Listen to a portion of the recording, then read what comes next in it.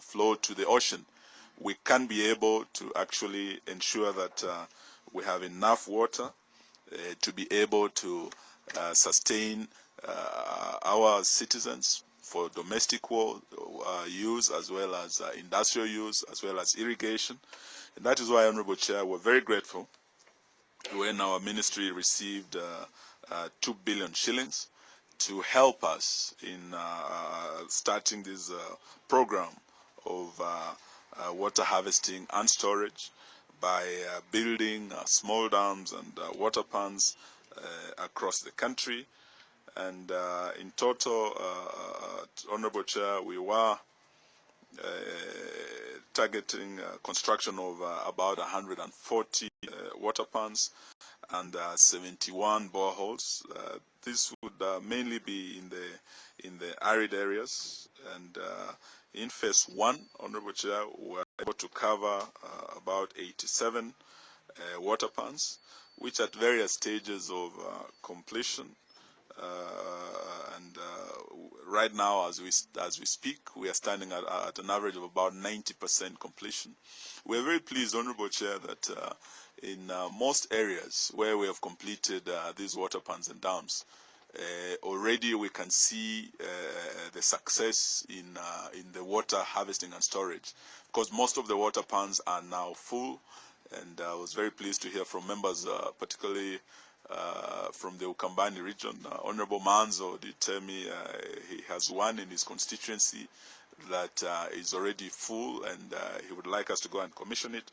And we are hoping in the other areas that are receiving rains up to now, we will continue to harvest this water, to store this water, and to avail this water for use of the residents of the affected areas, as well as for their livestock, Honorable Chair.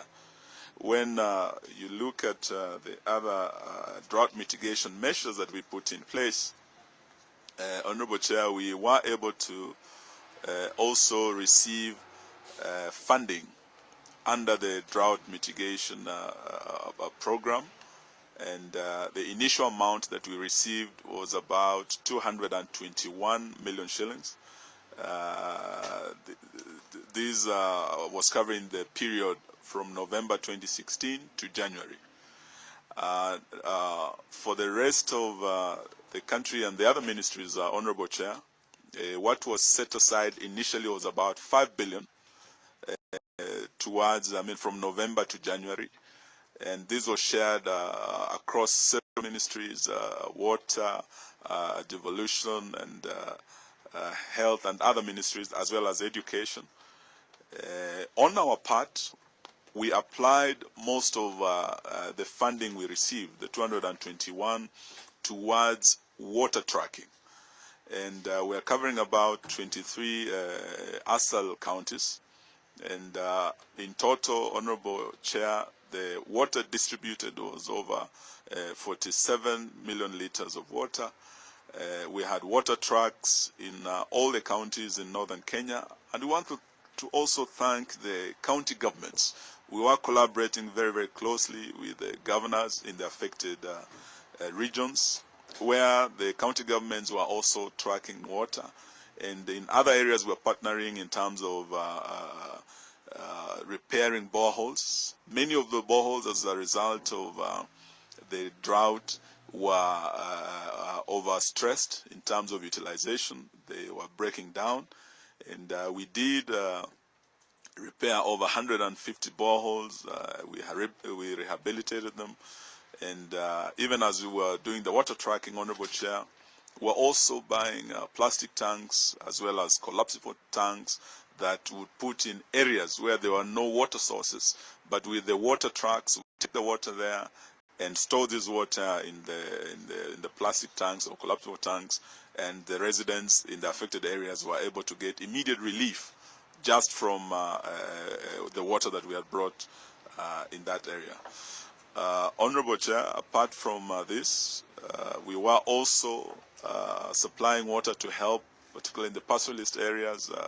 The animals were equally stressed, as well as wildlife. This situation increased the human-wildlife conflict because in some areas actually the wildlife had to leave the parks to look for the closest sources of water. But what we did also helped the livestock. In terms of beneficiaries, Honorable Chair, we're looking at over a million people who are able to reach. And as we speak, though, we have rains. There are areas where it is not raining. Those who come from Garissa County, there's an area called Hulugo that was badly affected. And we have continued to maintain the water tracks in these areas. Where it's raining, Honorable Chair, we have retrieved the water tracks to be repaired and to be ready for dispatch as and when required. Apart from this, Honorable Chair, we were also able to drill and equip several boreholes. These are new boreholes, and you're looking at about 61 new boreholes that we constructed. There are areas like Samburu where new boreholes are ready, and we will be visiting them to commission, but they are already being utilized by the residents, Honorable Chair. So this, in essence, is really what we have been able to do. But in the long term, Honorable Chair, because we have been advised by the experts, and our meteorological department is making it clear to us that though we have rains now, the rains will be depressed. With the long rains might not be what we expected, and the water situation and the food situation in the country might not be back to normal very soon. And that's why, as government also, Honorable Chair, apart from what we provided towards between November and January, 5 billion, and what was also provided between January going to May, which was another about 11 billion, there was also another 7 billion targeted beyond, between now and August, when we expect at least food, some areas of the country to have food. We will continue with these activities to mitigate against drought and to also bring food to the affected areas. But long-term, Honorable Chair, the solution lies in ensuring that we construct bigger dams, we triple and double, if possible, our water storage and water harvesting capacity, so that even as the reality of climate change sets in, and as droughts become the new normal, we will not have to wait for rains, Honorable Chair, for us to be able to produce food. And I want to thank this committee again, Honorable Chair, for the support that you have given us in the Galana Kulalu irrigation project. As we speak, Honorable Chair, in the entire Coast Region, the food that is feeding the people of Coast Region did not come from the North Rift or Western. It's food grown in Galana, in Kilifi, and Tana River County. I was very pleased, Honorable Chair, to see one of the governors, Governor Kingi, being one of the beneficiaries actually purchasing 5,000 bags of maize from Galana and supplying it to the people of Kilifi. We have also been able to distribute Galana maize in Lunga Lunga. We have been able to distribute this maize in the entire Kwale, Tana River, Taita Taveta. And we want to thank this committee, because if it wasn't for your support, Honorable Chair, we will not be where we are today. As we speak, Honorable Chair, we have gone ahead, even as we complete the model farm, to now open up the 400,000 acres. And some of you might have seen an advert in the papers. And investors, the private sector, we want to now invite them to come in so that we can produce food to ensure we address the food deficit, particularly the maize that we are now importing. As you are aware, we were able to harvest just about 37 million bags when we required, Honorable Chair, over 40 million. We had a deficit of about 5 million that we are importing now. The price of unga is high. Every Kenyan in the country is crying about it. But with the importation of these maize, with the negotiations with the millers, these unga prices should come down. But in the long term, It's about production and increasing productivity. And Honorable Chair, the answer is irrigation. And I once more want to thank your committee for the support you have continued to give us as a ministry. Thank you. I will, Honorable Chair, be inviting our PS irrigation to take the honorable members through the particular projects that we're undertaking. I will also, after that, be inviting the PS Water.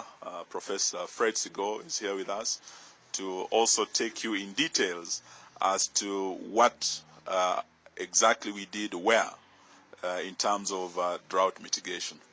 And Honorable Chair, I wanted to request, because both my PSs are here, with your permission, all the infrastructural ministries had been invited to be with His Excellency the President at the coast this afternoon. With your permission, I wanted to request if I could be released to travel. My two PSs will be here and all our technical people to give you the details and to answer any question that might arise from the two areas that you've asked us to brief you on. Thank you, Honorable Chair. Before I release the PS, the CS, sorry, honorable members, anything with the CS before he leaves? Yes, honorable Kimei, Justice Kimei. Anything that you require the PS to address? I know Galana Kulalo is an elephant in the room, but I wanted it to have it for another day. But no. Can you just very briefly? Yeah. Thank you, Chair. I have two issues which I would like the CS to comment on.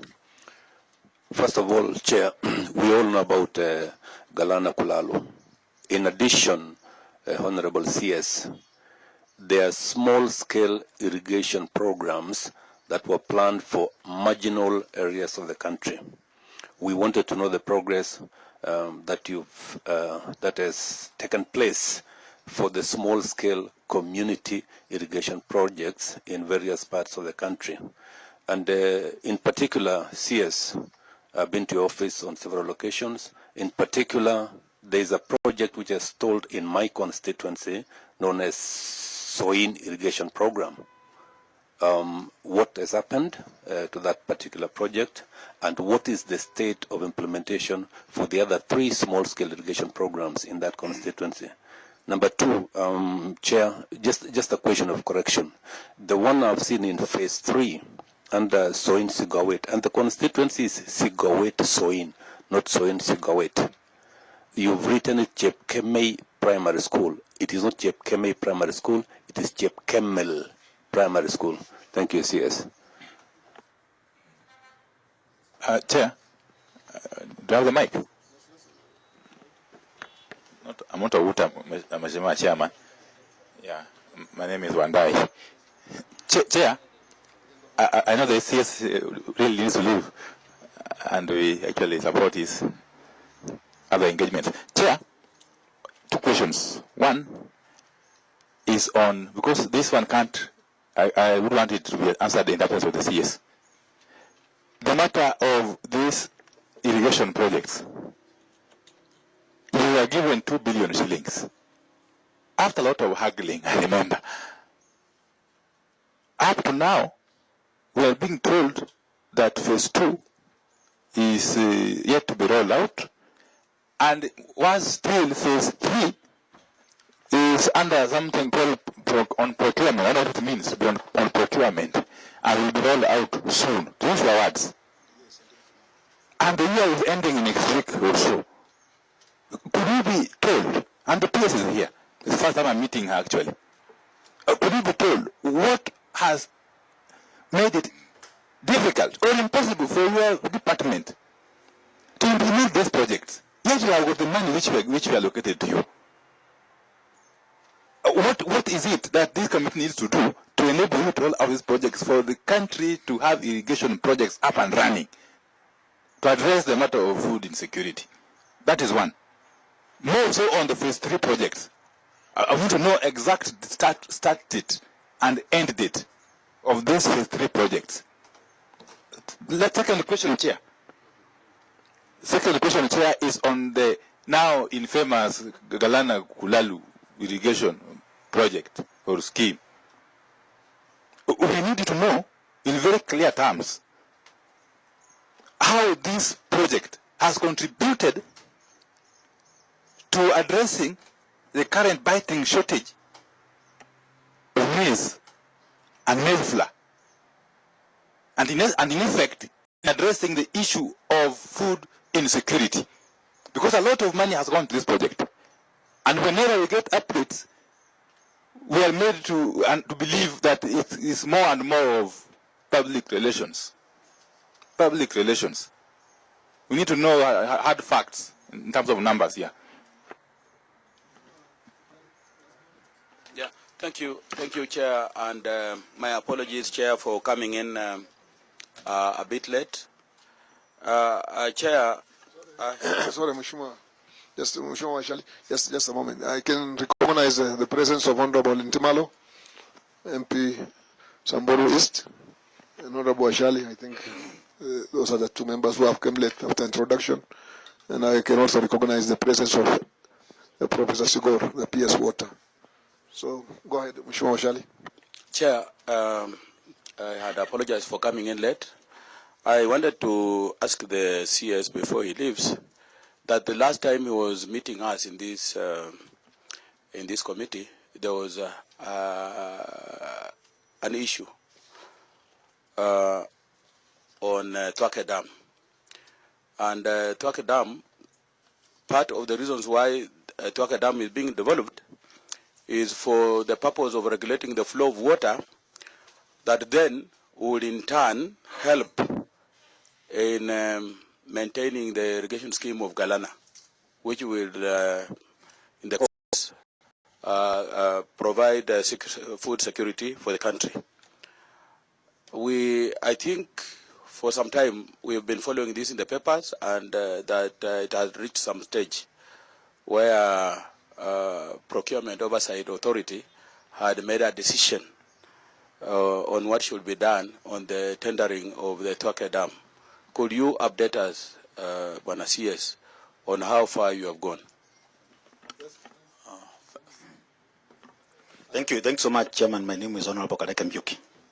Chairman, I really wanted Mr. CS to shed some light on Galana Kulalu project. Bwana Chairman, as all Kenyans are aware, this country is really suffering from food insecurity. And the solution of food security in this particular country lies basically on irrigation. That is the bottom line. But Bwana Chairman, from where we sit, for the last 4 years, I would like to say that the Jubilee government has really mismanaged the irrigation docket in this country. We started with Galana Kulalu irrigation project, which up to and including today, we have not seen the fruition of Galana Kulalu irrigation project. Bwana Chairman, can the CS shed light to us on the status of this contract? Is the contract still valid or it expired? And if it has expired, when are you renewing it? Bwana Chairman, when the CS Wamalwa joined the ministry, he came before us and raised the use of Galana Kulalu in terms of how he wanted to take it forward. And we give him our blessings. There was quite a number of components which were reduced. And the last time we had an engagement with the CS Wamalwa here, he had committed to this committee that the committee was going to visit Galana Kulalu to see the status, especially after the delivery of the pump stations on the second intake. Can you update us if the second pump station is now complete, the second intake and the pump stations, because there is no way you are going to irrigate the remaining 5,000 acres out of the 5,000 without you completing the second intake through the pump stations, Bwana CS. Then the other issues, Bwana CS, there were quite a number of serious components which were deferred in Galana Kulalu contract. And you cannot successfully roll out this model farm without deferring some of those irrigation components. You realize there are some critical components in the irrigation part of it which were actually deferred. What are you doing about it so that you can defer and refer the same for the successful rolling out? Because we can sit here and start cheating Kenyans that all is well. The maximum you can be able to roll out currently as things stand under the current contract, which was renegotiated, was not anything more than 12,000 acres. So what are you doing about these devalues? As you even tried to dream about expanding to 400,000 acres, can you first of all deliver successfully the 10,000 model farm? Because they need to demonstrate. Water CS. Water CS. Chairman, many honorable members. Every member. Chairman. Let's go to the second. I'll come second time to you, Mheshimiwa. I'll come second round. Mine is just simple.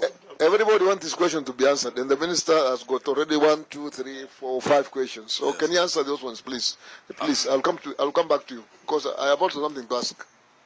Thank you, Honorable Chair. I think starting with the elephant in the room, it has always been Galana Kulalu Food Security Project. Honorable Chair, as I said, what this country harvested in terms of maize last year was about 37 million bags. What we required, we fell short by about 5 million bags. And that is what we're importing, Honorable Chair, from Mexico and other parts of the world. But in Galana alone, we have the capacity to actually produce. You have asked, and many Kenyans have wondered, what we have achieved so far in Galana. Honorable Chair, as we speak, out of the 10,000 acres, we have done about 5,000, Honorable Chair. And as Honorable Kareke Mbuki said, we cannot complete the entire 10,000 until or unless we have actually the equipment that would complete the second intake, that would, Honorable Chair, supply water to the rest of the farm. You have asked how far we have gone, Honorable Opio and I want to say that as we speak, we have already received a confirmation report from a team that we sent to Israel in terms of inspecting the equipment that is required to do the remaining phase.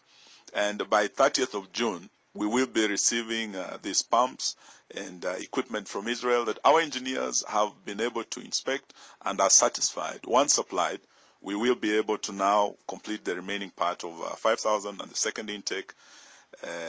There were also areas of concern in terms of what was deferred. Even after we bring this equipment, there are certain components in terms of accessories that after laying the infrastructure, after laying the pumps, we will still need to realign with what was deferred to be able to successfully complete. So these are areas that we will be bringing back to you, but once we have completed the remaining and we've done the entire 10,000. What have we achieved so far? We started with 6 different varieties. We have zeroed in on the best varieties. We are producing 31 bags per acre. Honorable Chair, if we were to do, Honorable Chair, the 400,000 acres that we are now opening up, in fact, we would have such a surplus of maize that we wouldn't know what to do with it in terms of the local farmers in Trans Nzoia, Honorable Ferdinand Wanyonyi is here, and others. They wouldn't know where to take their maize. In fact, we cannot do the entire 400,000 just for maize. There are other crops that were designed to be done in Galana. If you are to do just 100,000 acres, Honorable Chair, and you are harvesting, say, 30 bags per acre, Honorable Chair, you're already talking of about 3 million bags. We are harvesting, we have 2 seasons. We are able to do 9,000. So the deficit that we are talking about, getting maize from Mexico, getting maize from Uganda or Tanzania, we can actually, in Galana alone, be able to produce enough just for purposes of addressing the deficit. There has been a lot of fear, and I come from the breadbasket of Kenya, farmers saying this Galana thing is going to kill the local farmers. But what we are saying as government is that we are a responsible government. We can be able to ensure that we produce enough to address the deficit so that we don't have this unga problem and the maize shortage problem. So as we speak, we have made good progress in that area, and we intend to continue doing so. What has come out of Galana, Honorable Opio and I, If you went to Lunga Lunga, you would be shocked at how Kenyans have suffered in terms of lack of food. When we went to these areas and we brought them maize from Galana, I think it's the first time the people of Kilifi, the people of Tana River are realizing the importance of Galana. I'm thanking this committee because without your support, we would not even have achieved what we have achieved. I'm asking this committee for your further support because in Galana, like the Bible says, the stone that the builders rejected has become the cornerstone. Galana, that was rejected by many people as a hoax, can actually become the cornerstone of our national food security. And we will need the support of this committee for us to be able to realize it. The research has been done. The feasibility studies have been done. It is achievable. The model farm has succeeded. We are now opening up the 400,000 acres. We will produce more maize than we need. We will never have to import. And Honorable Chair, with what we're doing in Mwea, after the launch of Thiba Dam, we will be able to double rice production in Mwea. After, Honorable Chair, we do the Soin Koru Dam, and we are able to harvest the waters of River Nyando and to tame River Nyando. We will be able to double production in Ahero, in West Kano. We will be able, Honorable Chair, with what we're doing in Lower Nzoia, be able to double rice production in Bunyala. We do not have to import rice from Pakistan, Honorable Chair. So I want to say, Honorable Chair, irrigation is really the answer. And with your support, Honorable Chair, let us be bold as a nation to walk towards realization of this national food security project. It is doable. So far, we have shown it can be done.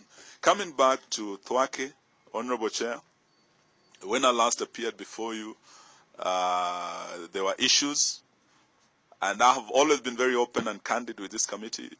I admitted to you that there had been a problem between two contractors, one called China Gezuba and another one called Sinohydro. They were number one and number two in terms of bidding for this project, and they were engaged in a vicious fight over this project. Honorable Chair, I am pleased to report back to this committee that as we speak, the matter went before the review board, the case was heard, and the case was determined in favor of China Gezuba. So the matter is now resolved. As we speak, there was a delay on the ground in terms of compensation. When we released the money to the National Land Commission, and this is a matter, Honorable Chair, that your sister committee of lands is dealing with. They have already summoned Chairman Swazuri about compensation. Up to 1.4 billion shillings has been paid to farmers in Thwake to clear the dam site for us to start construction. However, Honorable Chair, in the course of this compensation, there were claims that arose and payments that were made that had not been factored into the budget. So as a result, we were able to halt the process. And I was in Kivindini in Makueni County over the weekend, Honorable Chair, and our audit committee that had been there received the full support of the residents, and they have concluded the process. Within this coming week, we should be able, Honorable Chair, to now lift the ban that we had put, to continue with compensation, and Honorable Chair, in due course, this project will take off. It will be able, Honorable Chair, to bring over 100,000 acres under irrigation. It will also be able to avail water to 1.3 million Kenyans in Makueni, Kitui County. It will serve as far as the Konza Techno City and part of Machakos County. It's a Vision 2030 project, Honorable Chair. I want to request this committee to request honorable members of the 11th Parliament and all leaders that we must support Vision 2030 projects, Honorable Chair.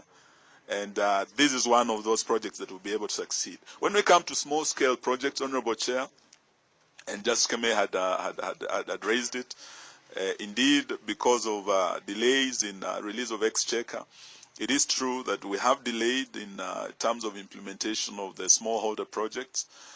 Even as we have been focusing on the major projects, we cannot overlook the smallholder projects, Honorable Chair. They are important. particularly those community projects, and I want to assure the Honorable Justice Kemei that we will be able to follow up to ensure that these projects are implemented.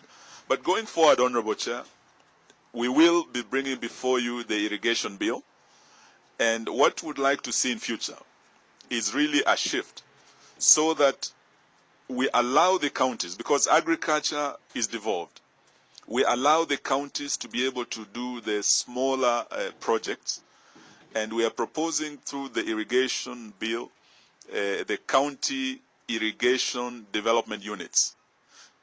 The CIDU will be units that will be run by the county governments, and as national government will only come in to give support in terms of capacity building.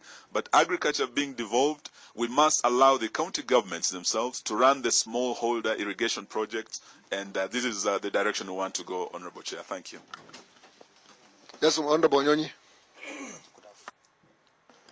Thank you, Chairman. We all know that Trans Nzoia is a food basket of this country. The farmers, Chair, in Trans Nzoia have been relying on rain-fed agriculture.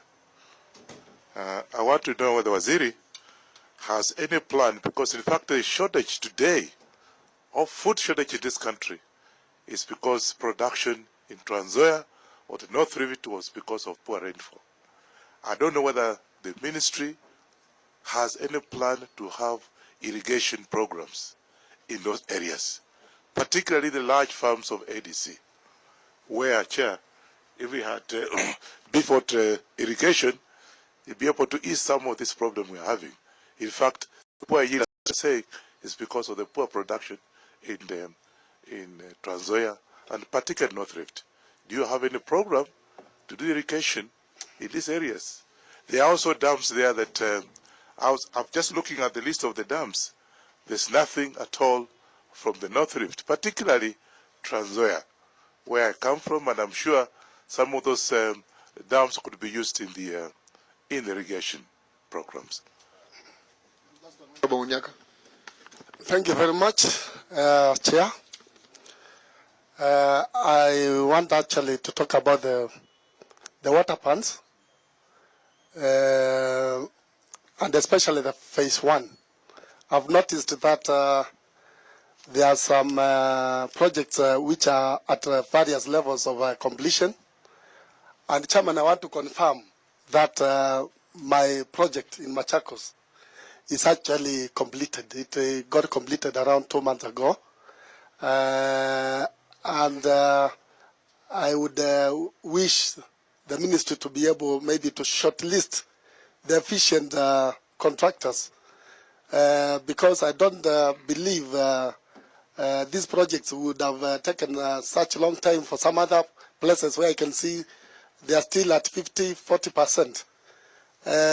And also request the ministry, if it is possible, because, you know, especially if these water plants are done before the rains, there will be an opportunity of the water becoming actually captured, like what happened at my dam, which is already full to capacity. Whether you can also be able to increase those water plants across the areas, because I have realized it's one of the best solutions for supply of water, especially in our region, the dry regions of Okambani. Thank you. Honorable Simba.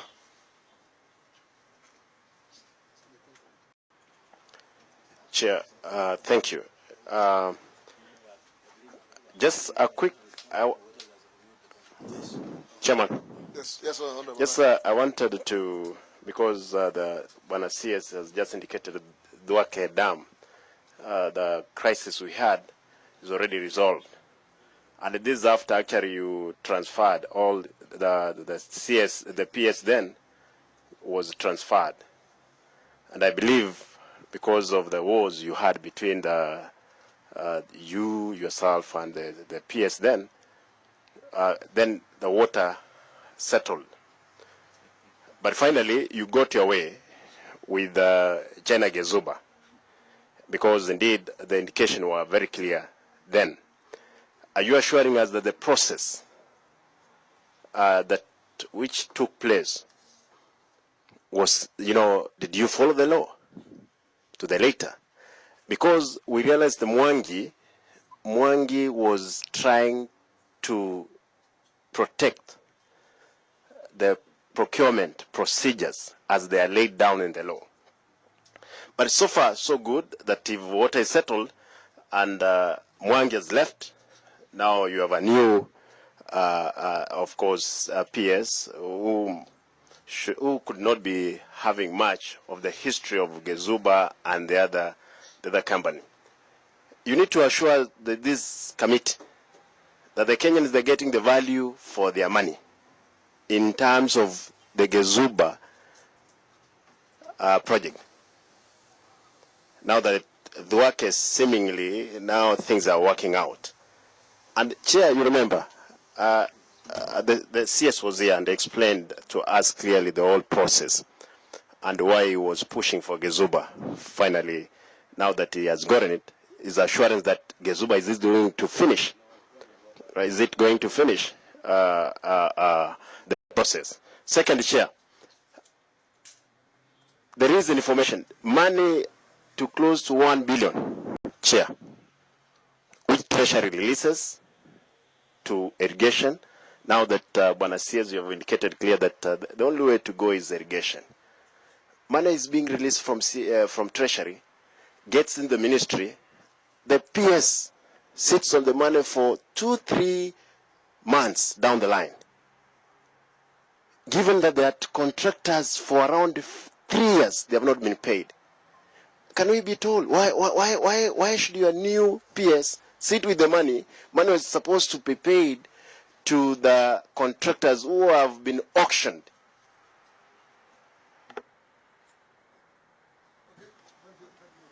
Just respond to those, and then I'll wrap up. But on the element of Galana Kulalo, Waziri, we had an issue from the word go. 5 years along the line, we have been fighting with Galana Kulalo. You remember when you came, we almost stuck. This committee suspended that project because if you look at even the way that contract is drafted and crafted, it is really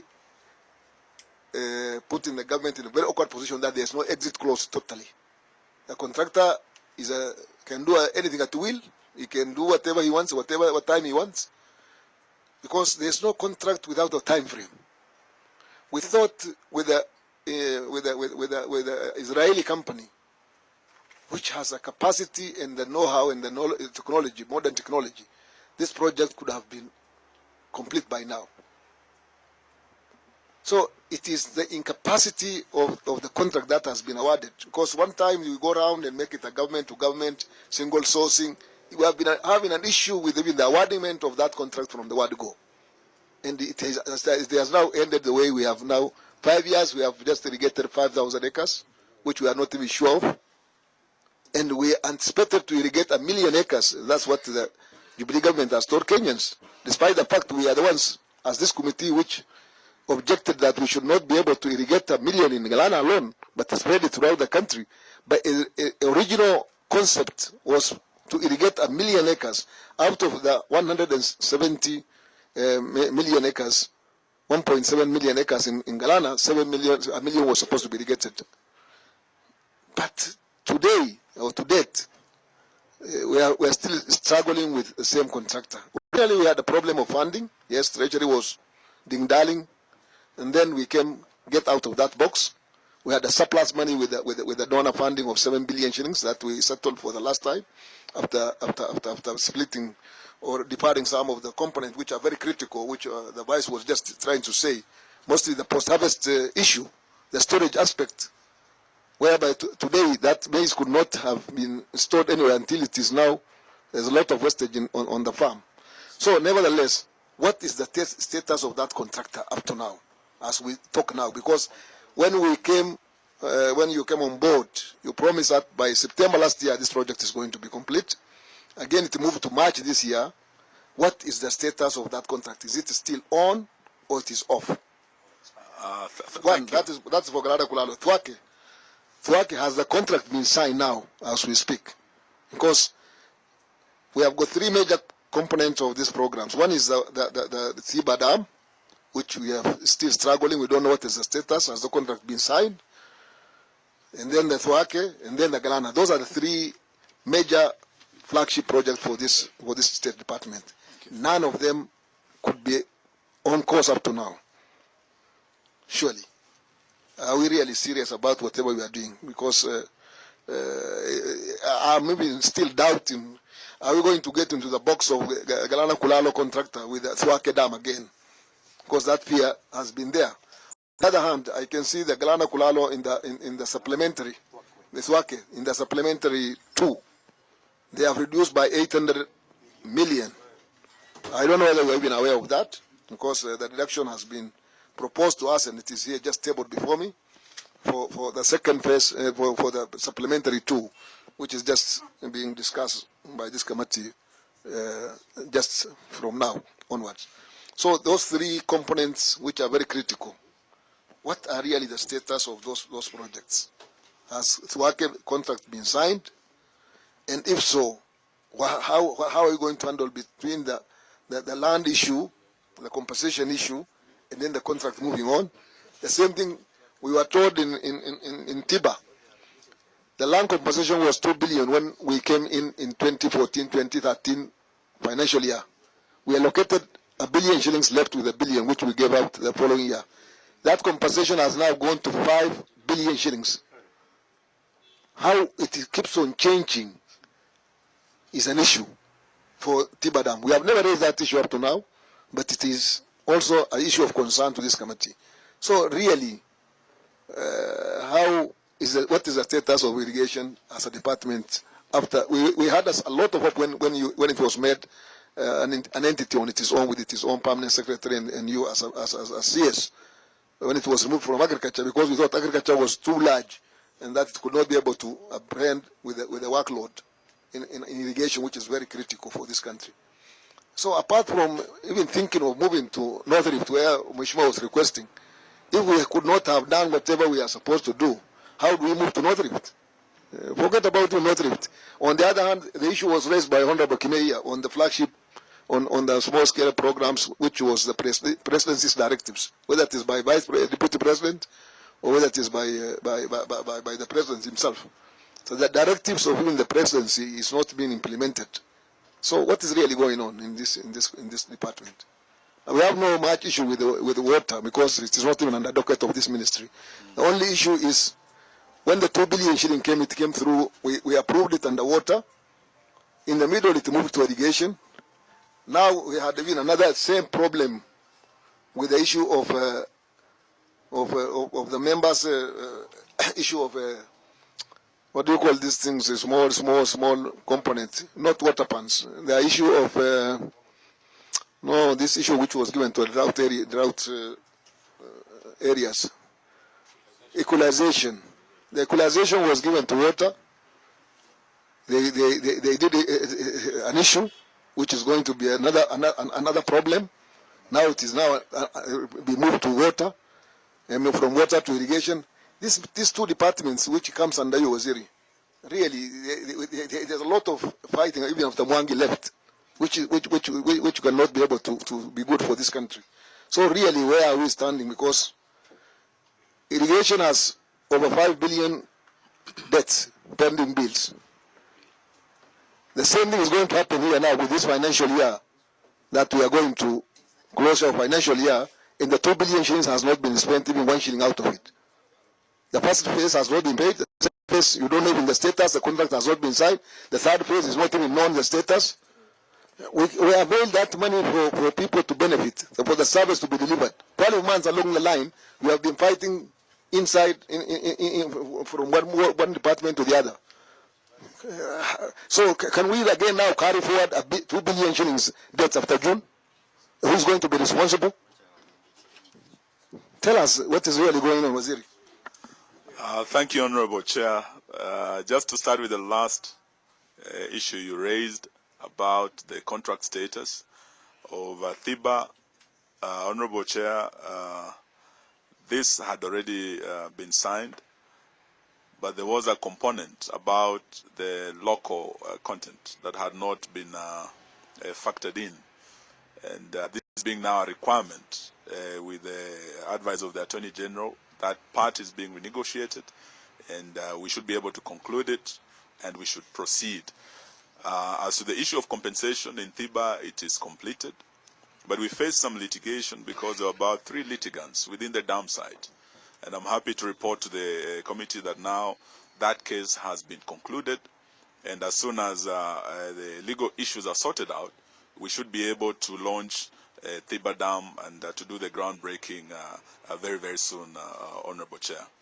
On the issue of Thwake, as I said, we had a case between the 2 contractors, which has now been resolved, and we're just clearing the issues of compensation. And the legal issues have been haven't been cleared, Honorable Chair.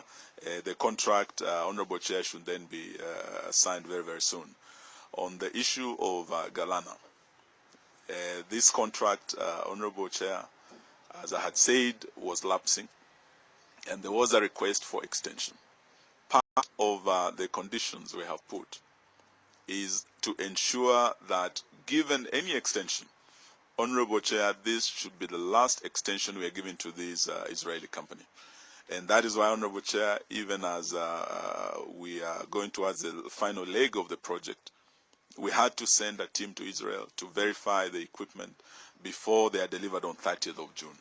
I believe, Honorable Chair, once this equipment is delivered, 5,000 is the acreage we are saying that undercrop is complete, but the other 5,000 infrastructure is substantially complete, almost 80%, with the equipment coming, with the completion of the second intake, and the pumping being done, Honorable Chair. We should be able to complete the entire 10,000 acres. But, Honorable Chair, that should not really be the main issue. Has Galana achieved, the model farm, has it achieved its objective? Honorable Chair, as we speak, in terms of feasibility studies, in terms of research, and we are not just talking about the 31 bags per acre. We are also talking about the quality of the maize. In fact, Honorable Chair, through the research carried out in Galana now, as a country, we might be the only country in Africa that might be able to achieve aflatoxin-free maize. You realize that this is a problem we had in Bura. We had a bumper harvest. The post-harvest management was a problem because of aflatoxin. So it's not just about 10,000 acres being undercrop.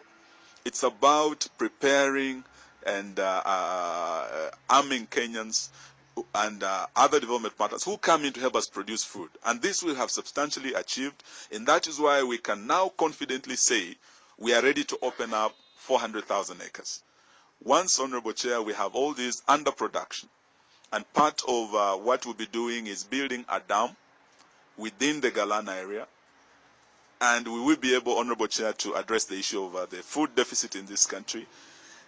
Coming to Honorable Simbarati, he did also touch on the issue of Thwake, and Honorable Chair, this was a matter that was determined by the review board that does our public procurement. It had nothing to do with Patrick Mwangi, PS, or Eugene Wamalwa, the CS. It's a legal process, it's a judicial process. They looked at the evidence, they looked at the facts, and they found that China Gezuba was the lowest evaluated bidder, and they had qualified, and they awarded.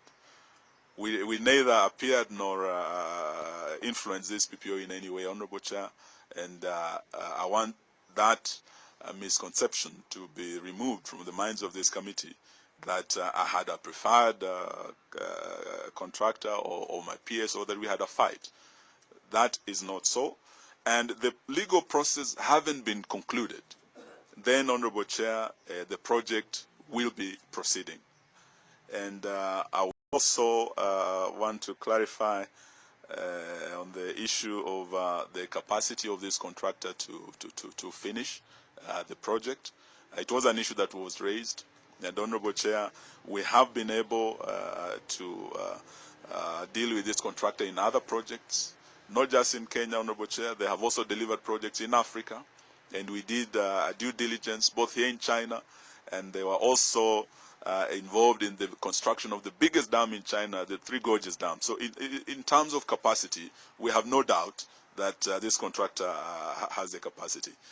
Honorable Wanyonyi, who comes from my home county, is equally concerned about production of maize. It is true that when we had this drought, we are not just talking about the ASAL areas being affected, because even areas that are traditionally with the rain and produce food were also affected. I think for the first time I saw relief food being given in a place like Kakamega, because there was absolutely no food because of the drought. And I know that the government might be blamed for everything. But in terms of climate change, it is not a local issue, honorable members. This is a global issue. It's a global challenge that we must all come to terms with. I know it's a season of politics. We would want to blame the Jubilee government for the hunger prices. But this is a global challenge. It's not a local issue.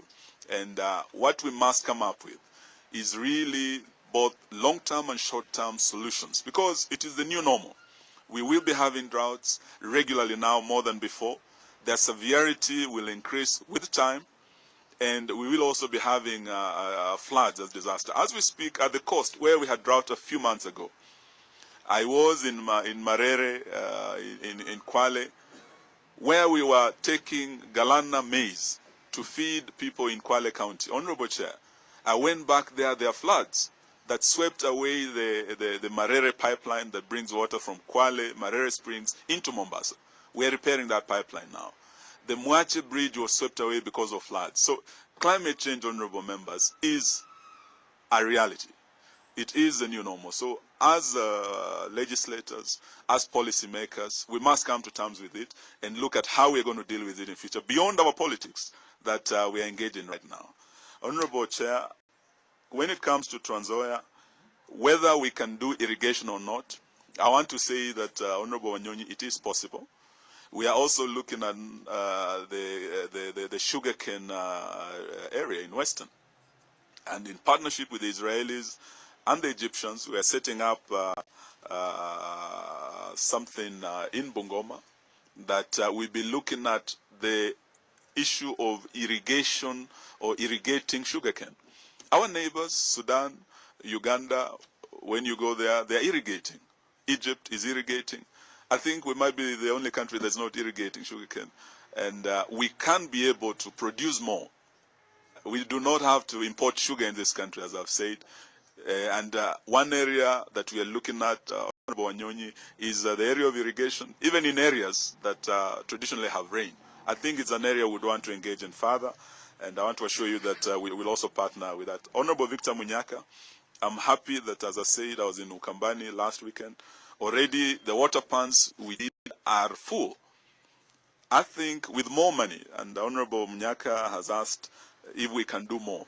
I think if we are given more money, Honorable Chair, we can be able to do more water pans, small dams and mega dams to harvest more water so that we do not talk about Kenya being a water scarce country again. Honorable Chair, with your permission, because I had requested, Honorable Chair, have two very able PSs here. They will take you through the details, Honorable Chair, particularly of the particular projects. There are accounting issues, Honorable Chair, there are accounting issues that Honorable Simbarati asked about money coming in and not being. My accounting officer is here. She will be able to respond substantively.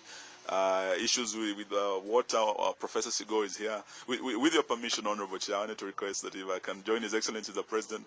My two PSs are very able, and I just want to say this. I think it was a bit unfair, Honorable Chair, to say my PS has been sitting on money for 4 months. She has not even... 12 months. 12 months. Okay, No, she has not been in the ministry for 4 months, Honorable not Chair. 4 months, 12 months. The budget has elapsed. So may I leave her to you then? Just Honorable, just was it the last one maybe from the last one from you? Last one from thank you, Chair. Chair, I came in late. Let me apologize for coming in late. Chair, I want to thank you for holding the CS there.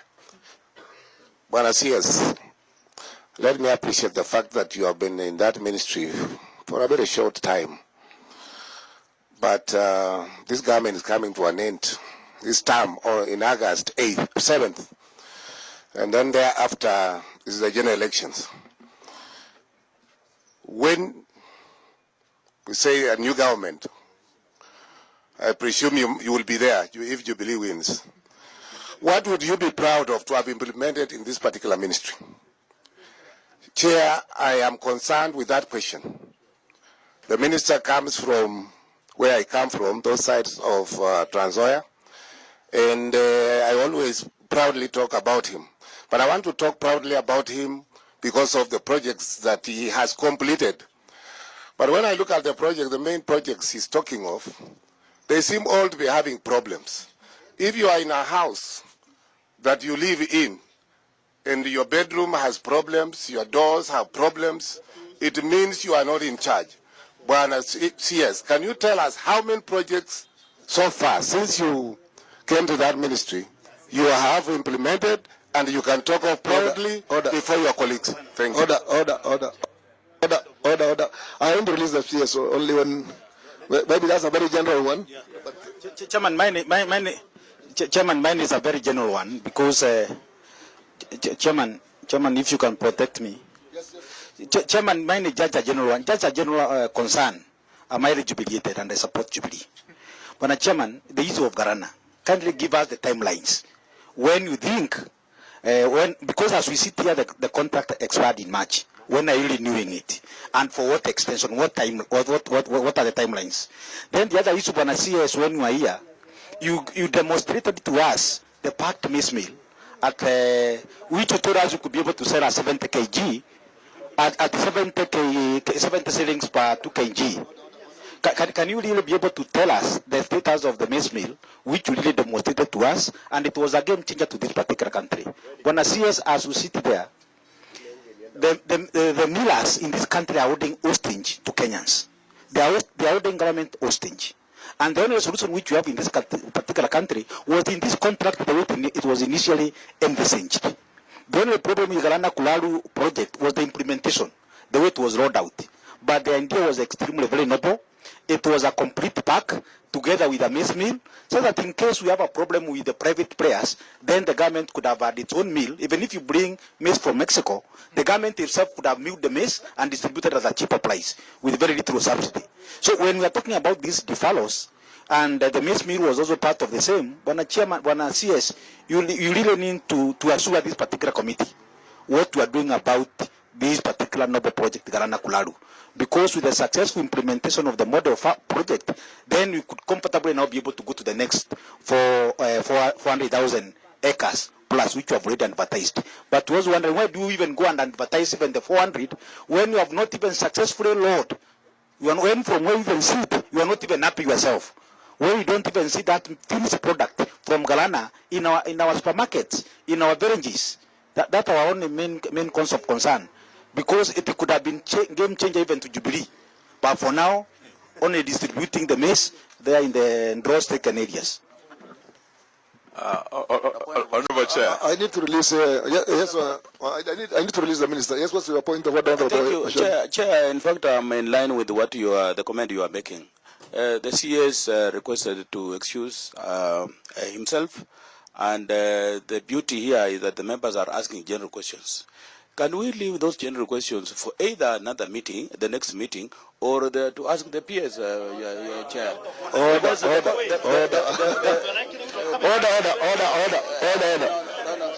It is the members. It is the members of. Order, members. Order,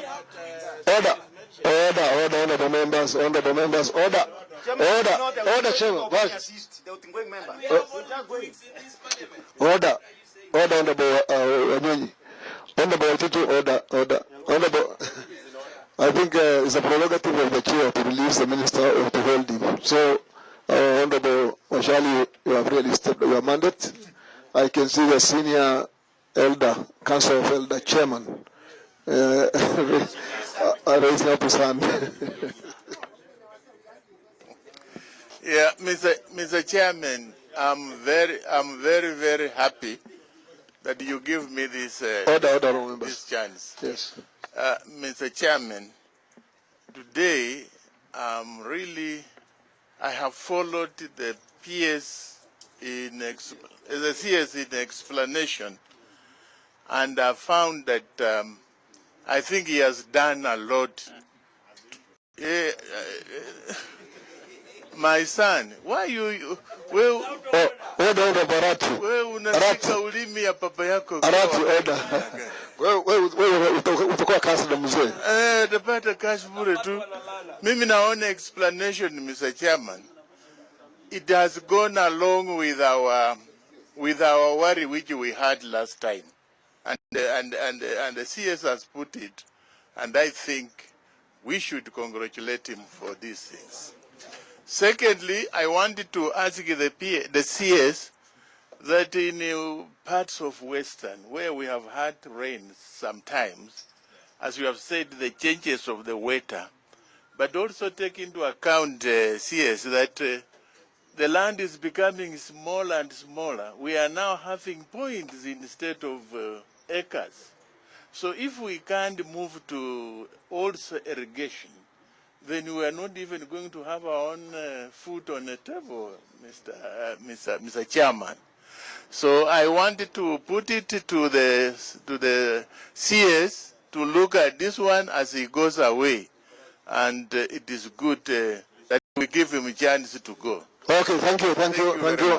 CS. No, please. You come late, and the minister is late for his flight. Please, I want to release the minister. We are remaining with the CSs. Yes.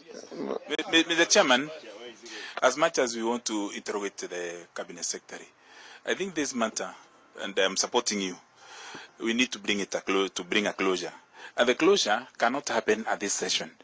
I think we are able, through you, Mr. Chairman, to convene a session where, excuse me, Mr. Chairman, to convene a session where we can actually, on all the matters that we think are flagships, also for this committee, not just for the executive, connect with the executive, and it also behoves us as a committee to actually submit a closure on all those specific issues. Otherwise, we are going to ask, nobody will be very satisfied, and let's accept if the person in charge and whom we are requesting to avail the information is also not, conveniently placed as it is now, because he also has other obligations, because he is also a state officer. I think we need to be fair to him. And then as a committee, we can convene another session to bring a closure on those particular issues, because they are long-term. Okay. Well, yes, I think, honorable members, I want to bring to your attention that we intend to have a retreat maybe with the minister, not only him, along with his colleague from Agriculture and Cooperative. As a committee, we need to have a retreat maybe to look at the legacy and what we have achieved in our performance between 9th and 11th of June. That will be next weekend, I think, if I'm not wrong. So for those issues, I think we can be able to look at it at that retreat. But for now, I will still request maybe you respond to the final ones from the Vice and Honorable Sarut, and then Waziri, I can release you. Honorable Chair, my late brother used to say great minds think alike. We were just at the level of cabinet ministers looking at this issue of our national food security beyond today, beyond this campaign, beyond 50 years to come, beyond 2030. And we were looking at how we can come together across all sectors to look at how this can be achieved. I'm very happy that this committee is thinking the same way. And in fact, instead of us having our own and you having your own, I think, Honorable, we can just take 2 days and brainstorm as Kenyans on the food, on the issue of national food. Actually, we need a weekend, Honorable, because there are serious issues that we need to look at. The other issue, Honorable Chair, and both the Vice Chair and Honorable Serut have raised, is why haven't we succeeded in all these flagship projects? Why haven't we succeeded in all these mega projects? And Honorable Chair, for this country to become an industrialized, middle-income country with good quality of life for its citizens, Vision 2030 must become a reality. And that can only be realized through implementation of the flagship projects. Every flagship project, I can tell you, Honorable Chair, is facing, if they are not legal challenges, they are political challenges. We must sit together and look at how we can relook at the Vision 2030, whether we can just leave it as a policy document, or we might, as legislators, you might need to look at it to look at that document. It's very vital. In fact, we might come up in this election with the best manifesto as Jubilee, best manifesto as NASA.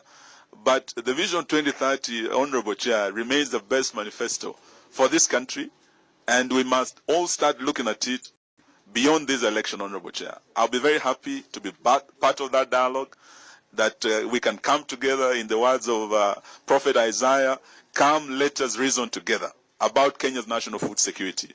Politics aside. Thank you, Waziri. Thank you. Last one, are you happy with the reduction of 800 million shillings in the second budget from Tuake? And what is the essence of increasing 507 million to THIPA?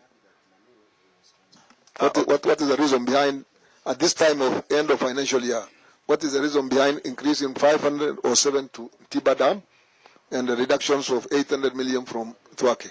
That is the second. I want us to deal with that element of the supplementary budget, yes, because we have no time for it. Yes, Honorable Chair, on the 800, we need that money, Honorable Chair. I think it is something that we'll need you to look at, because even in terms of completing the compensation, because of other claims that have arisen, and through our audit we'll be able to get you more information on the status on the ground. So we still need it to be able to complete Tuake.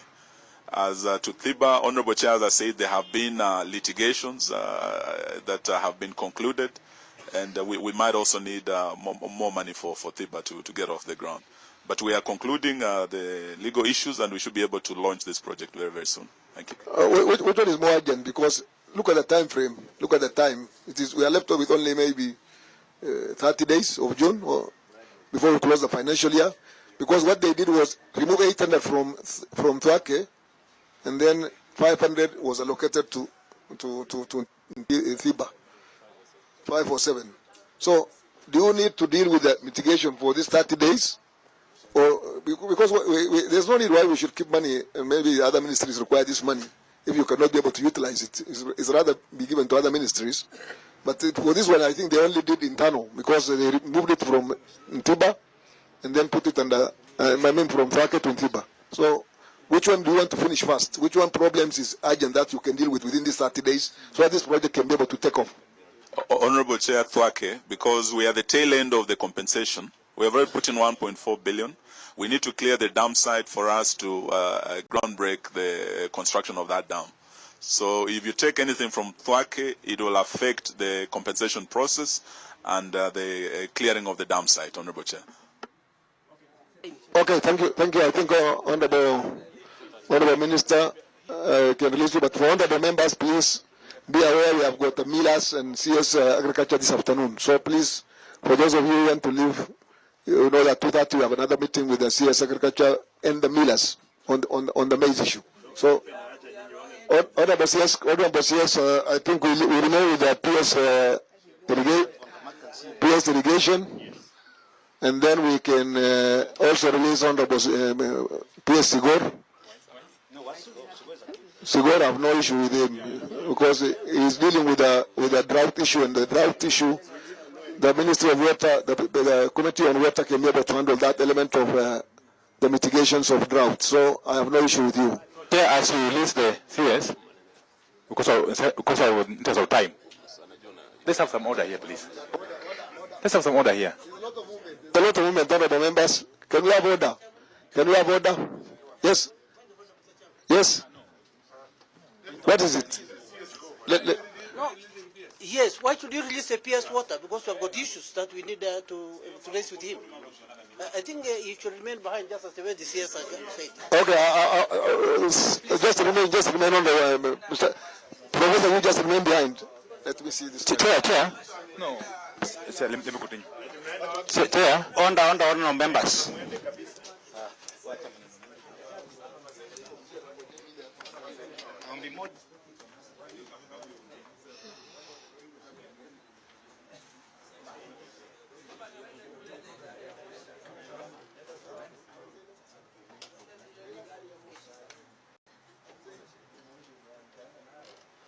I think order has returned. No, just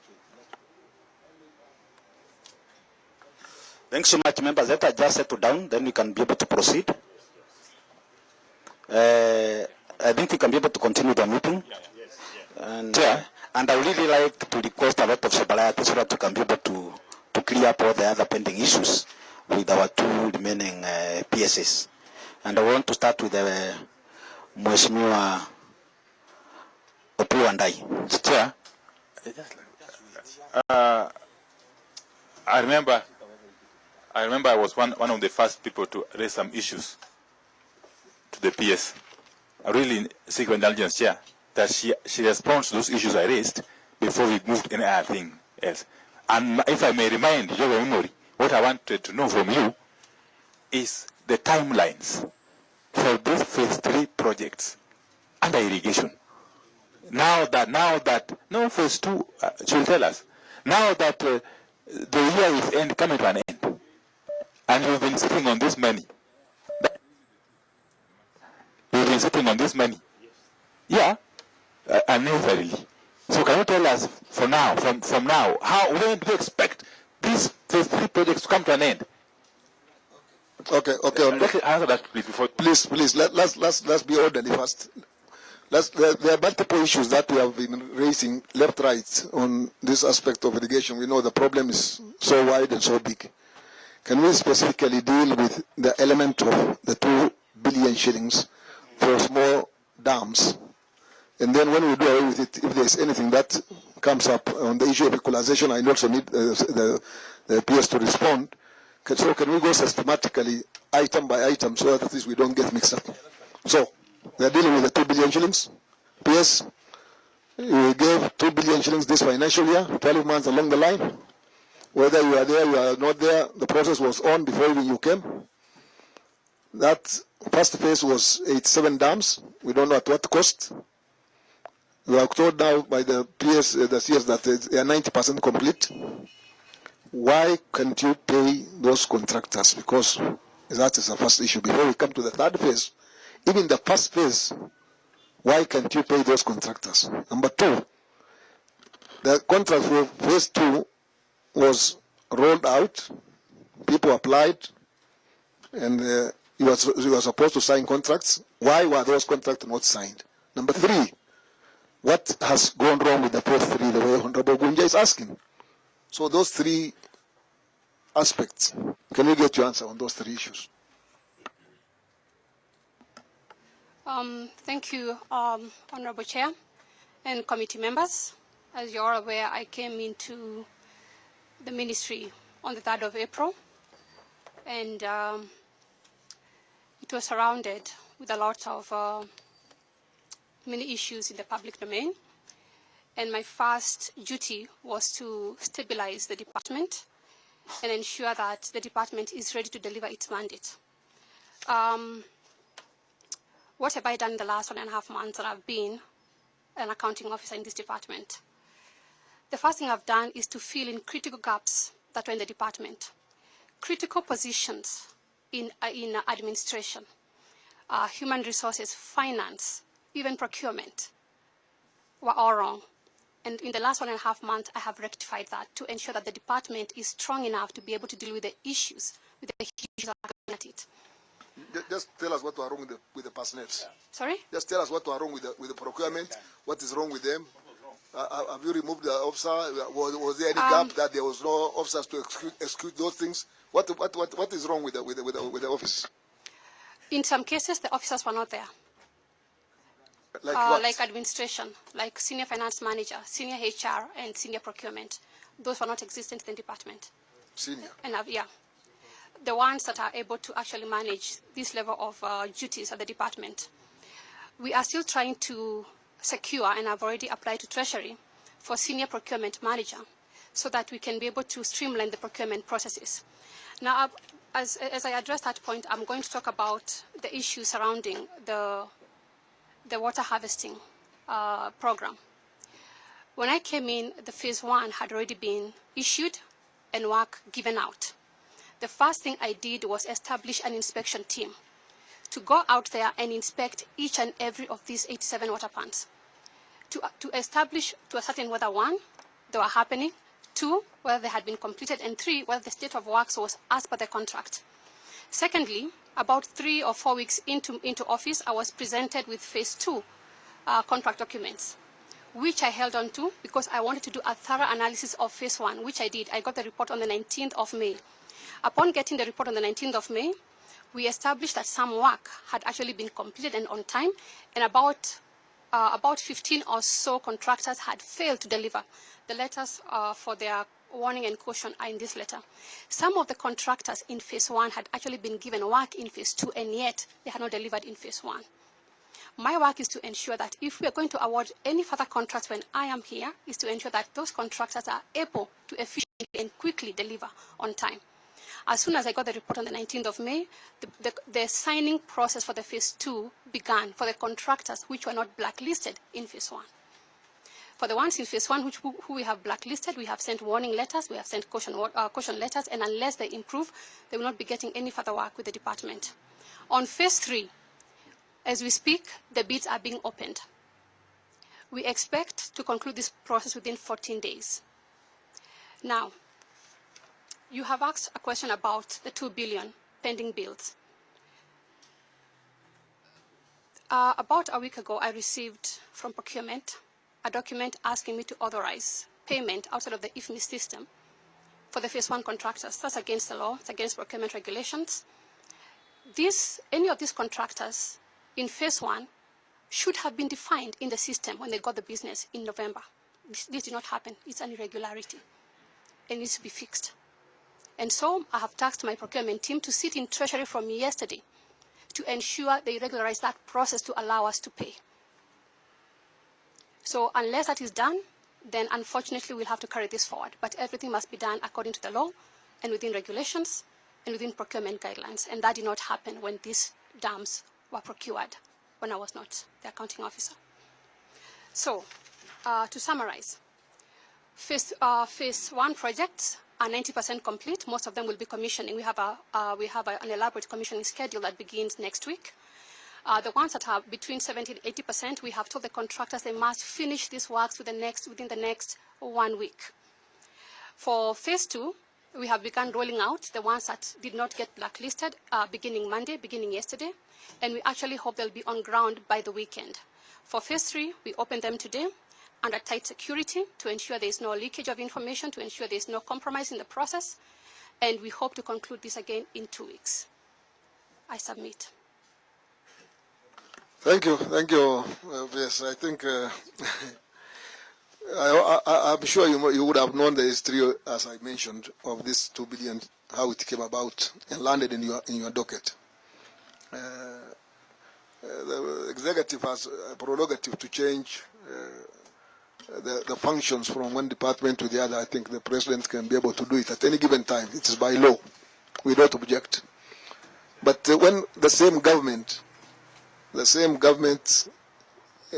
could not be able to trust the other, because once a department has enrolled out a program and it is halfway, then by changing the function to the other ministry, I think, or to other departments, and then you hold the whole thing and then start afresh, then you are denying the people the service that they require. You know, the way these projects were rolled out from the first place, we just said as a committee, because Kenyans require that water, let it go. But we had an issue with it. We had an issue with it because the way even those contracts were awarded, does even your ministry as irrigation have a capacity even to implement that project on the ground? We have even officers, enough officers in the counties.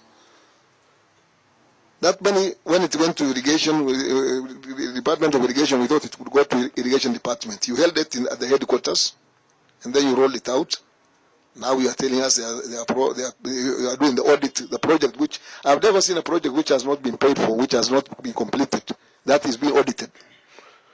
So are you really auditing the process of procurement, or are you auditing the process of, because all those projects, 87 projects, different contractors will not be able to complete them at the same time. So if you hold them at ransom that they should be able to complete 87 of them at the same time, could it be happen ever? And has it ever happened before? Because any contractor who completes his job should have been paid for, as long as it has been certified by those people on the ground. Or even those who died 50% could have been paid for the 50% that they have done. But now holding everybody, a process of first phase, second phase, third phase, all of them holding it together, and then you are correcting issues which has gone wrong. Will you be able to correct me next year? But even Chair, I agree with you. But based on her count, from where I sit, I would give her benefit of doubt. That is one. But two, Chair, just to augment your point, is that if we are going to have this kind of situation every time an accounting officer is changed, that you start the process of stabilizing the process, the system. You used the word stabilizing, as if the previous PS was not competent enough to be a PS. You know, these are things that we should address separately. But for now, our interest is to see that money which we allocated to you through this parliament dispensed with in a manner we agreed, and every contractor paid their dues, okay? And the project's completed. That's what we really need. Thanks. Chairman, from the base value, I want just to say you must be a very good person wanting to stabilize systems. Congratulations. But you must have gotten this information when you got in. There's an insinuation you're putting across that when you came into the systems, you found that it's not stable. There is an anarchy. Therefore, seemingly, the person who was there initially must have allowed fraud in the whole system. And I believe when you're saying that, there must be a counter mechanism for that guy to account for his own mistakes that he has caused the ministry. That's what I expect. Because he can't go free. He must account for the mistakes that he has done what? He has caused the ministry and the government at large. Therefore, what you are saying here, even the system of paying outside of, if you miss, actually these people, they wanted to defraud the government. It's another NYS scandal. It's good that you are containing it. But how much we have lost out of the other payment which has been done, that you can be able to shed light, so that now the relevant key institutions of the government can be able to take it up, so that we can protect, because you seem to be a protector of the public fund, and it's good. Me, I will give you 75 for a start. You need to really tell us these wrongs were done, and they're there, so that I can tell you, as we are talking right now, even a number of those contractors, most of them, they have been auctioned. They are crying all over around here. Therefore, my humble, just when you are answering us, tell us, yes, Mwangi did A, B, C, D, and this is what I'm rectifying. Coming to the second part of it, you're telling us you are recruiting all your, all refilling vacant positions. You must be having enough money, of course, from the budget. Because you can't, Chairman, you can't fill those vacancies if you don't have money. Therefore, those officers who are defunct initially. Thank you. Last one. Chairman, let me commend the Principal Secretary for the work which is doing there. Because from the word Governor Chairman, when I said Jubilee government, actually the State Department of Irrigation has really there have been a miscarriage of justice in the State Department of Irrigation. First of all, we were anchored in irrigation. We had another PS who came there in the name of Mwangi, and now we have you there. We had the department have explained 3 cabinet secretaries, and all this transition has resulted in the delay on the implementation of the particular program. And when you arrived there, the status report which were given, and we are trying now to rectify the situation. And the process of you trying to rectify the situation, they understand there is a serious time lag. Because you could not have just sat there and start authorizing the payment and moving forward with the procurement without you being sure, because at the end of the day, the ball rests on your court. So from where I see the development and the work which we are doing. But as I say that, Mr. Chairman, maybe the principal secretary, because when we started interrogating this matter, we had an issue. Because this fund, the 2 billion, maybe you can now shed light to us. It was supposed to be capital grant to government agencies and other levels of government. Capital grant to SAGAs. And now we were asking that time that why are you spending this money, which was supposed to be capital grant to SAGAs, at the ministry headquarters? We thought what we expected was this money was supposed to be dispersed to the SAGAs within the State Department of Irrigation. But you were told some other funny stories, and we decided to live with it.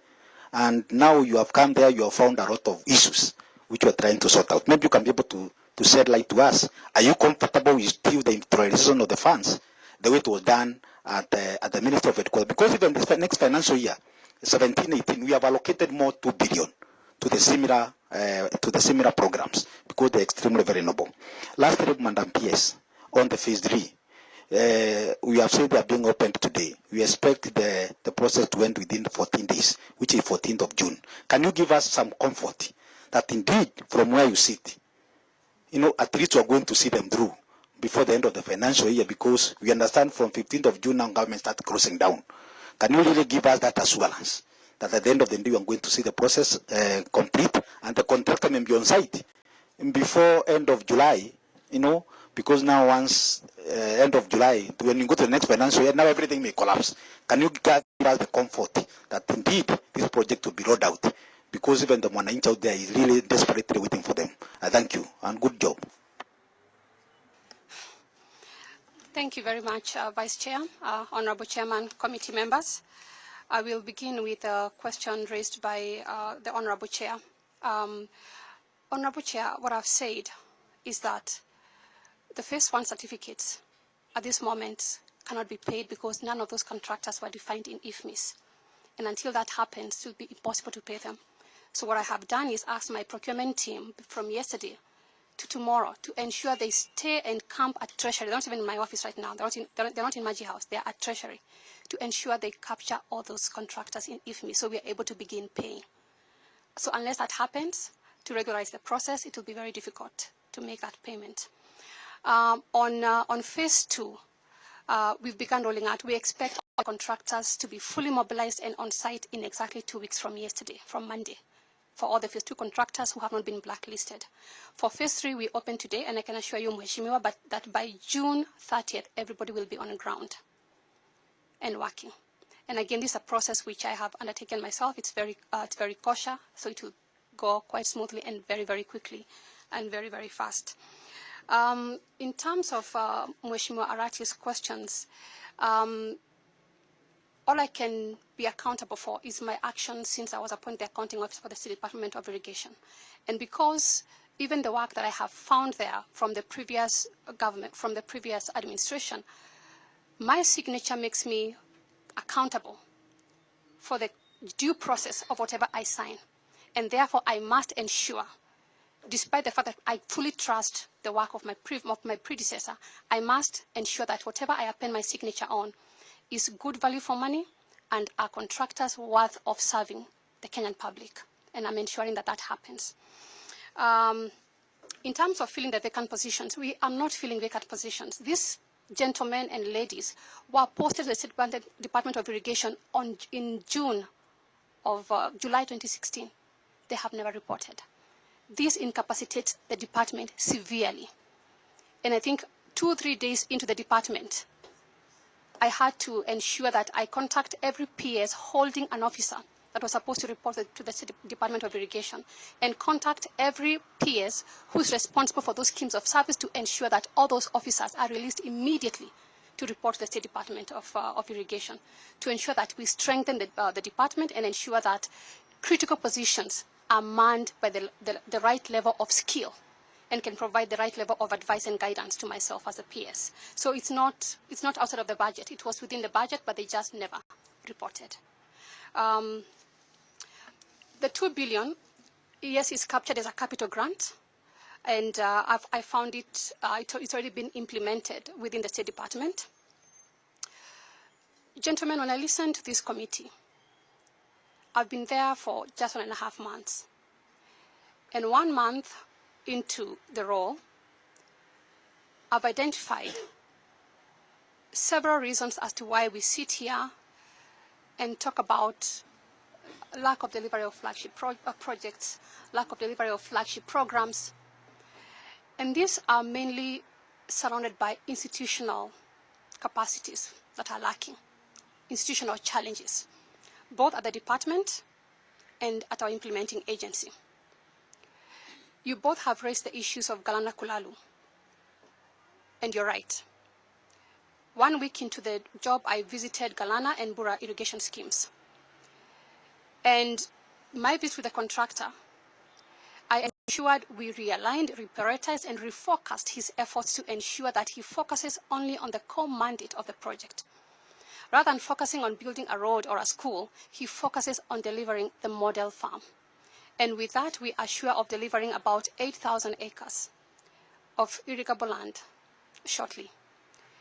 I visited Bura irrigation scheme, where we've been trying to expand the canal. And again, I gave serious and strict instructions to the contractor of the deliverables we need to be delivered by June 30th of this year. Building capacity both at NIB and at the department will ensure that the country is ready to deliver the irrigation dream. But as things stand, I want you to be patient with me as I try to build strength, institutional ability, capacity, and instill integrity in our processes to ensure that when we procure a contractor that will deliver to Kenyans, because most projects fail at procurement. So I want to look at that, the whole integrity process surrounding our procurement processes. At the moment, both as the department and as the National Irrigation Board, we cannot say what are our core expertise, our core mandates, or our core competencies. Again, I'm going to focus a lot on ensuring that the National Irrigation Board can define what is its core competence, what is it known for. And same happens to the department. So what I beg for is patience. I know I look like I'm slow, but I'm not. I'm actually quite fast when I'm sure. And for the things that I'm sure, they'll move extremely fast. Where I'm unsure, I beg for patience and for engagement with yourselves to allow me to explain. The exchequer that I held for NIB was after visiting Bura and Galana irrigation schemes. And I wanted to ensure that they reprioritize their programs to deliver the programs and projects where we will have key impact for Kenyans immediately. I received their report on the 12th of May. I called them for a meeting, reprioritized that further, and released the exchequer on the 14th of May with a schedule of where I would like them to prioritize their funds. If this is not done, we will end up with so many projects, getting so little of so much money, and nothing ever reaching the end beneficiary. We need to start being the department that's about impact that Kenyans can touch and feel, not launching projects. Launching project is good, but until the project reaches the end beneficiary, that project remains a white elephant. I submit. Thank you. Thank you, Honorable Ntumalo. I think before Ntumalo, from where we sit, PS, does State Department of Irrigation have the capacity to implement projects throughout the country within the 47 counties? Do you have the capacity, without going through the implementing agencies or the sagas, do you have a capacity to implement nationwide projects? Forget about the flagship project like Galana Kulalo, the Thiba Dam, and maybe the Thwake Dam. Forget about those major projects. This is more scale irrigation schemes and dams and water harvesting. Do you have, from where you sit, have the capacity to really implement any project or programs throughout the country? Thank you, Honorable Chair, committee members. The State Department, as is currently, has the capacity to deliver nationwide programs, especially around water harvesting and storage and smallholder irrigation schemes. I just want to speak about what we've done in this last financial year. We've delivered 7 smallholder irrigation schemes, which we begin commissioning next week. And most of the work even being done at the National Irrigation Board is being done by engineers from the State Department forwarded to the National Irrigation Board. The State Department of Irrigation has the capacity, the manpower, and the people to deliver the programs. What I am going to do in the next 1 or 2 months is strengthen that capacity and partner with a development partner to ensure we expose our engineers in-house to large infrastructure projects so they can give expert advice and counsel to the National Irrigation Board. But as it stands now, we have implemented very, very quickly the water storage programs. 87 of them are already done. And we hope that by the end of this financial year, we'll have done all until phase 3. The smallholder irrigation schemes, the ones done by the State Department, have actually been quite successful. And we've completed 7 of them. Only 1 is outstanding, and we hope to complete it early next financial year. Ntimalo, but you'll address the element of overlap or duplication between you and the National Irrigation Board. I'll come to that one. Okay. But let me give to Honorable Ntimalo. Mr. Chairman, I know we still have issues to do with irrigation, not exhaust them now. But my concern is about issues now to do with now we have the PS for water here. If we can raise an issue. My name is Irrigation Mr. Chairman, and I just want to seek to get the mind of the PS light, especially because now we have the similar scenario next financial year on this capital grant. Yeah. If this was capital grant, the way it was stated in the budget from the National Treasury, capital grant to SAGAS, it's properly stated 2 billion, it comes to the Minister of Irrigation, it becomes capital grant forwarding to member state departments. Yeah. I mean to SAGAS. Do you think it was light, because I know you are sticker to the law, to spend that money now at the headquarters? Or do we need to maybe, when this next financial year, maybe say this money now will be spent at the ministry headquarters? What is the meaning of capital grant to SAGAS? Okay. Yeah. You know, that was only the thing which I wanted to seek further clarification. All right. Thank you, Honorable Member and Chairman. The meaning of capital grant, of course, means it's conveyance to a SAGA, and I think in this case it was a capital grant to either a SAGA or a county government, whichever be the case. I'm not privy to the decisions that happened to allow this to be handled in-house, and there could have been many good reasons.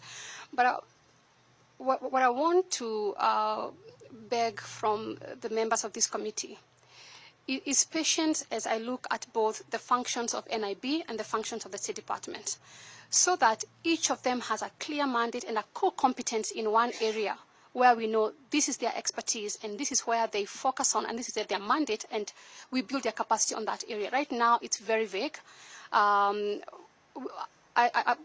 They're both doing duties that overlap each other, and I think it would be very important that we define each their role and build and strengthen those capacities.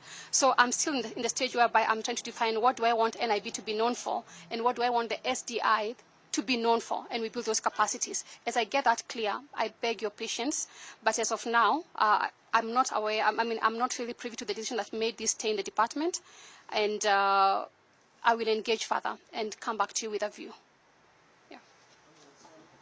Yeah, thank you, Mr. Chairman. Mr. Chairman, you mentioned about the equalization fund, and this is what I want to really pursue, to take the advantage of the PS water. Now, when I through the share, the counties that benefited from this equalization fund proposed and allocated the projects to be executed by line ministries, and your ministry is one of them.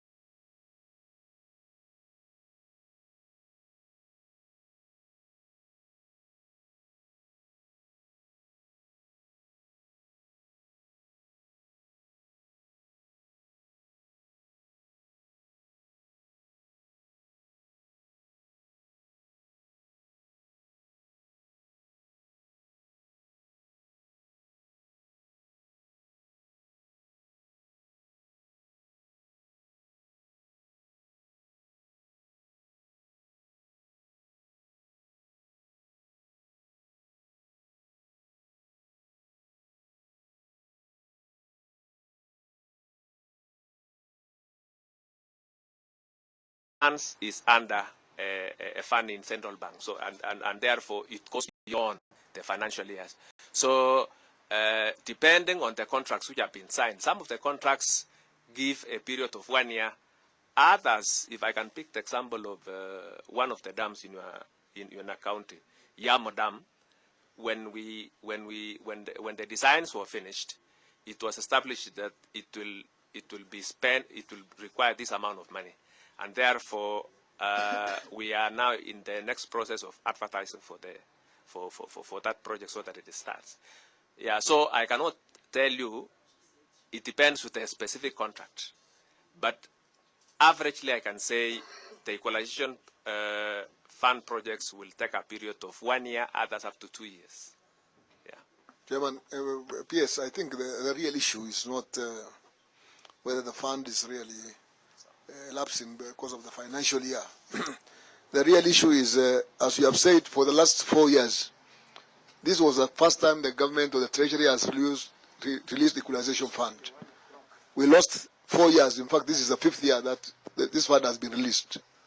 And people have struggled. There was a lot of pull and push between the governors of the counties and the members of parliament until we settled down and agreed on the mode of implementation of these programs. The issue now is, call a spade a spade. You have advertised for those programs. You have issued some of them with the letters of awards. What is the status now? Because I know some people have gone to court for litigation because the same project that you have advertised, you have awarded, has again been re-advertised by State Department of Irrigation. It's a fact. We know it. So can you really come out clearly and tell us from where you sit, what is the status of those projects, mostly the dams? Because mostly the arid lands, I know our priorities were water, either in form of boreholes or in form of dams. That is what we do. I have 3 dams in my constituency, Mandera North, because that was my priority throughout. It is water and water and water again and again. So if people are not getting those services, and you award this contract and then another person comes and cancels, this one say it is not you, it is me, you award it and then you advertise it, really. And you guys are going to meet the cost of mitigation. So we are going to hold you responsible because at least the government cannot just lose money, the people lose the service and waste time. We can't allow it to continue like that. So can you tell us from where you sit, are you really still implementing those projects? Thank you, Chairman. We only have issues with 2 counties, Mandera County and Marsabit County. Way back in February this year, our CS requested the CS of Treasury to allow irrigation to carry out some of the projects. Now, it took almost a period of 2 months for the response to come. By the time the response came from Treasury, there were some actions which had been taken by my department.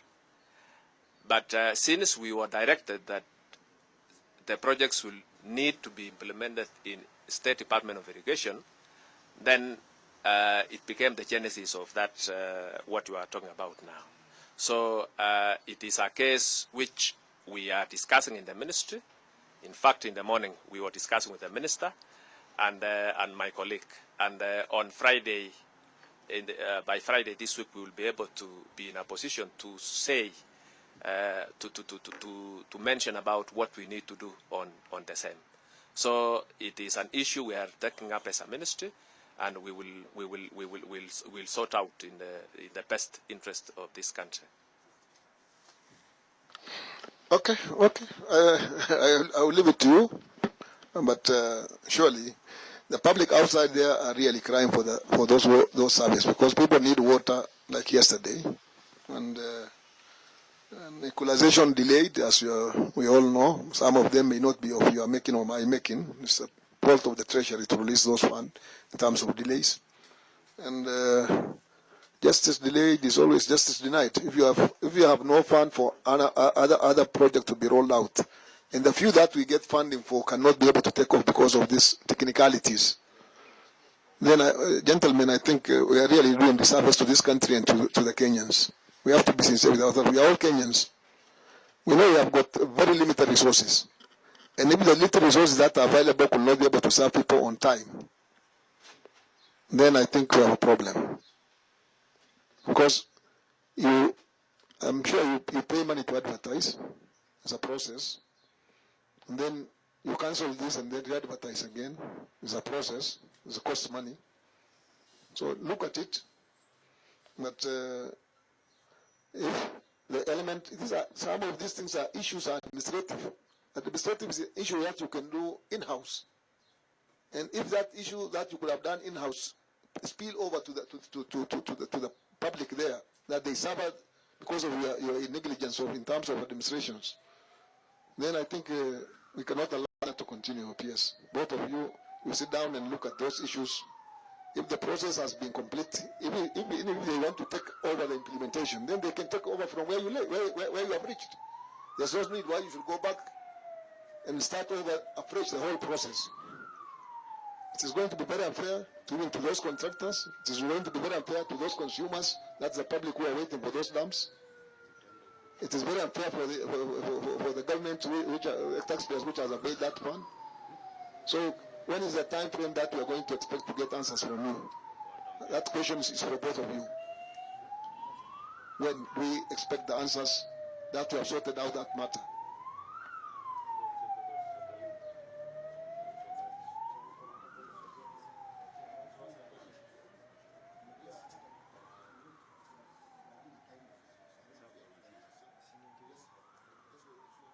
Chairman, before even the answer, I would go on to go back to the PS education. Now that we are in a crisis of the UNGA, and the UNGA revolution, it's now properly laid. You know very well that we have not done even the 5,000 acres. It's actually less because they do it in phases. And looking at things, you must be a good person in terms of analyzing situations. What do you think of that project? Is it a white elephant business? Going back to the Thwake Dam, because you add your CS putting clearly that indeed process has been evaluated, one contractor has been given the business of taking it up. To your best of your knowledge, what is your opinion about the whole process? Because seemingly you are good in terms of concerning and putting things straight the way they are as you're putting them in at the NIB. What is your take about Thwake Dam as well with and the timelines of Galana Kulalu?